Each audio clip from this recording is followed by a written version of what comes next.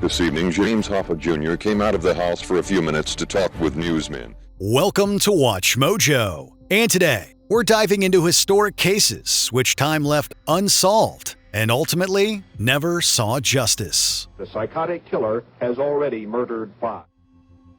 The Borden murders. Lizzie Borden's tale is so famous and disturbing that it has become part of American folklore. In August 1892, her father Andrew and stepmother Abby were found brutally murdered in their Massachusetts home. Lizzie quickly became the prime suspect. It was so shocking for the police to come to the conclusion that the daughter had killed her father and stepmother. Why?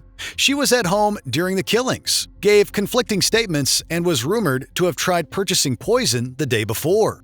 Reports also suggest a deep tension in the Borden home months before the murders. The Borden sisters reportedly resented their stepmother and also argued with their father over giving away property to Abby's family. In front of a panel of 3 judges and a jury of 12 men, the prosecutor began his opening statement with a simple premise. That Lizzie Borden is the only person with the opportunity and the motive to have committed the crimes. Yet, in 1893, Lizzie was found not guilty due to weak evidence. To this day, theories abound, but no one truly knows if Lizzie committed the murders. Did Lizzie ever talk to the press? Did she ever give her side of the story? No. Lizzie Borden remained silent. Murder of Lord Darnley. Henry Stuart's murder was orchestrated so carefully that proving anything was impossible. Darnley's story is equal parts annoying, tragic, and fascinating. Among other things, his murder is, I would argue, a fulcrum point in his wife Mary's life. On February 10th, 1567, an explosion tore through the house he was staying in Edinburgh. Yet Henry's body wasn't burned. It was found in the garden, apparently strangled, suggesting the blast was a cover-up. The centuries-long mystery in this case is who was responsible for it, who actually did it, and who knew about it. His wife, Mary, Queen of Scots, soon fell under suspicion. Their marriage had soured, and their closeness to James Hepburn, Earl of Bothwell, only deepened doubts. Though Bothwell escaped conviction, many believed he masterminded it with Mary's knowledge, or silence at least. There is a general consensus that this trial was actually rigged because it allowed Bothwell to be acquitted on the 12th of April, 1567. Some of his servants and acquaintances were, however, arrested and executed. When Mary married him months later, the scandal destroyed her reign. Centuries later, Henry Stuart's death remains a puzzle, meticulously planned, but forever unsolved. Do you love me?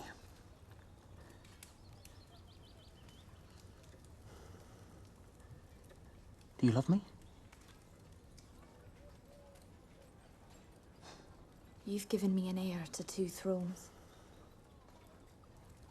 That matters more than love. The Axeman of New Orleans. Between 1918 and 1919, fear gripped Louisiana as a mysterious figure terrorized Italian-American families. They have never caught me, and they never will. They have never seen me, for I am invisible, even as the ether that surrounds your earth. The killer would break into homes at night, often using the victims' own axes to hack them to death. He murdered at least 6 people and injured several others. Despite citywide panic, the Axeman was never identified. After 1919, the Axeman of New Orleans disappeared and was never heard from again. However, theories about his identity and motivations ran wild. Some believe he was jazz-obsessed, inspired by a bizarre letter claiming he'd spare anyone playing jazz at night. Well, one thing is certain, and that is that some of you people who do not jazz it out on that specific Tuesday night, if there be any, will get the axe. Others suspected mafia involvement due to the targeting of Italian grocers, or even a sexual sadist driven by thrill. Then, just as suddenly as the murders began, they eventually stopped, leaving only terror and uncertainty.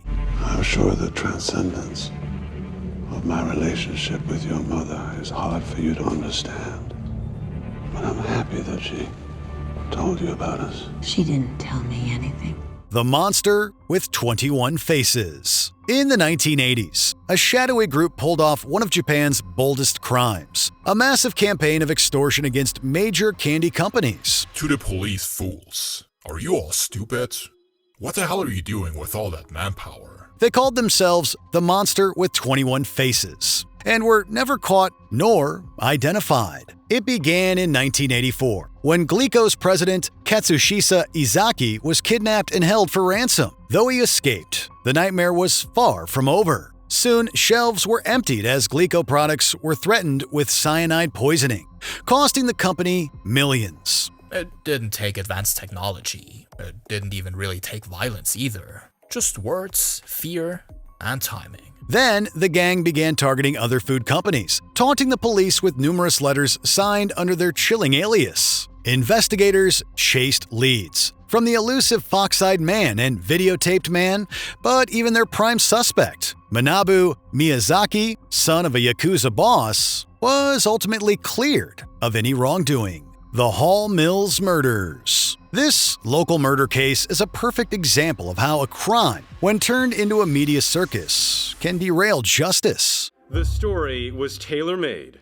for a whole new brand of journalism. In 1922, the bodies of a married Episcopal priest, Edward Wheeler Hall, and a married choir singer, Eleanor Mills, were discovered under a crabapple tree in Somerset County. Love letters between them were scattered around their bodies, a shocking detail that fed sensational headlines. One tabloid, the up-and-coming New York Daily News, went so far as to try to elicit a confession from Eleanor Mills' husband by staging a seance.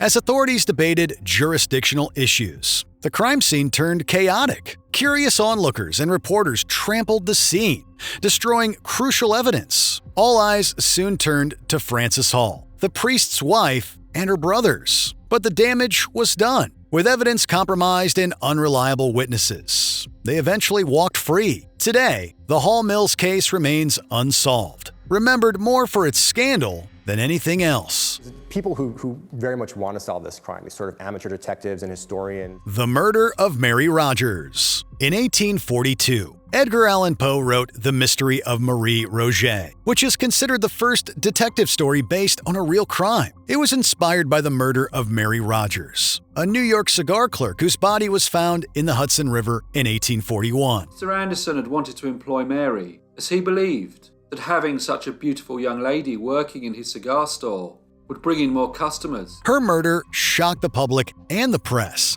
sparking endless speculations. Some believed she was murdered by a lover, and a remorseful note from her fiancé before he took his own life hinted his involvement in her death. Others suggested a gang. One woman even claimed that Rogers' body was dumped after a botched abortion to cover it up. The truth, however, remains lost to time. The police had no more suspects, and the case of the beautiful cigar girl was no longer appearing in the newspapers. No one knows what really happened to the beautiful cigar girl. You and this Roget case have me going around in circles. Zodiac killings. Even with all the clues, codes, and public fascinations, the Zodiac Killer's true identity remains a mystery to this day. The Zodiac Killer seems to crave publicity.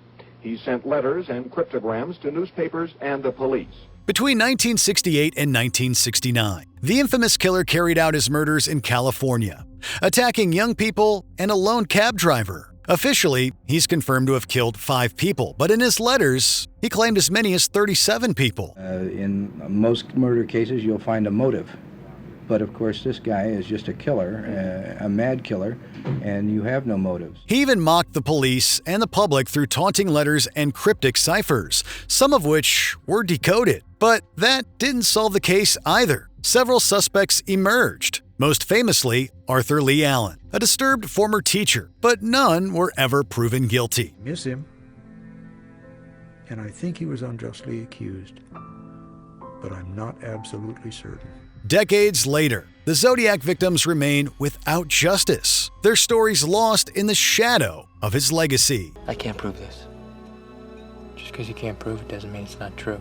The Black Dahlia. Anyone fascinated by true crime has likely heard of the Black Dahlia.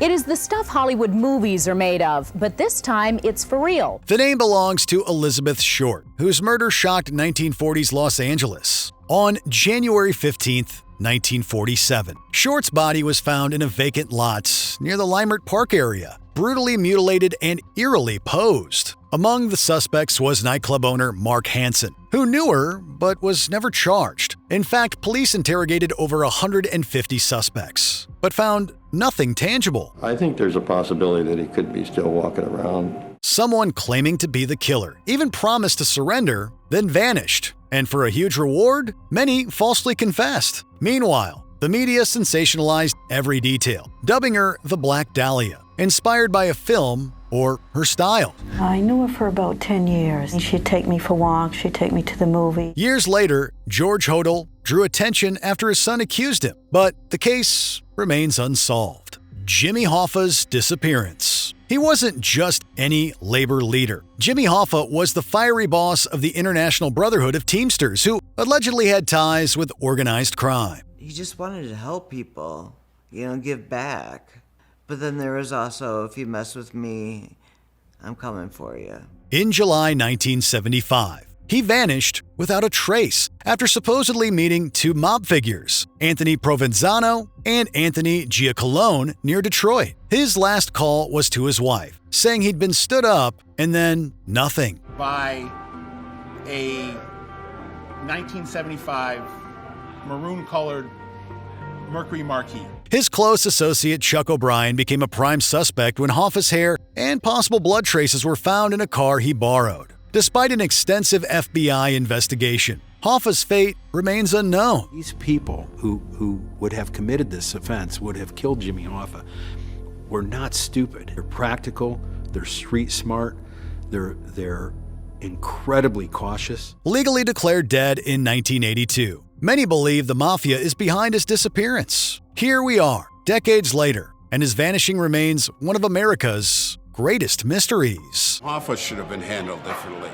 and probably some of the people involved with the Teamsters were not as honorable as I'd like to believe that they should have been. Before we continue, be sure to subscribe to our channel and ring the bell to get notified about our latest videos. You have the option to be notified for occasional videos or all of them. If you're on your phone, make sure you go into your settings and switch on notifications.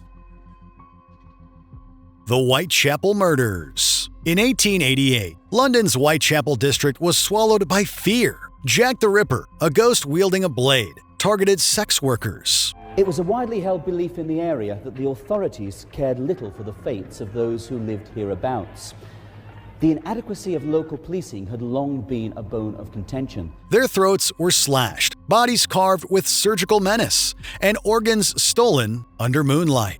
The savagery peaked with Mary Jane Kelly's mutilated corpse, left like the killer's grim signature. Then came the chilling letters, such as Dear Boss and From Hell, which contained a piece of kidney, igniting a media storm. The police reacted by adopting an arm's-length approach to journalists who, stung by this evident lack of trust, began grubbing around for any morsels of information that they could find. Suspects ranged from butchers to royalty, yet police had nothing. No fingerprints, no DNA, just shadows and alibis. In 2002, Patrick Cornwell's $4 million hunt pointed to painter Walter Sickert, but evidence was lacking and experts dismissed it. The Ripper's identity still unknown, and justice a fading echo. Unfortunately, many of the papers relating to the Jack the Ripper investigation have either been destroyed or else have disappeared from the official files, and without them, it is impossible to establish the guilt of one particular suspect above all others. What other infamous unsolved crime didn't make the list? Let us know in the comments.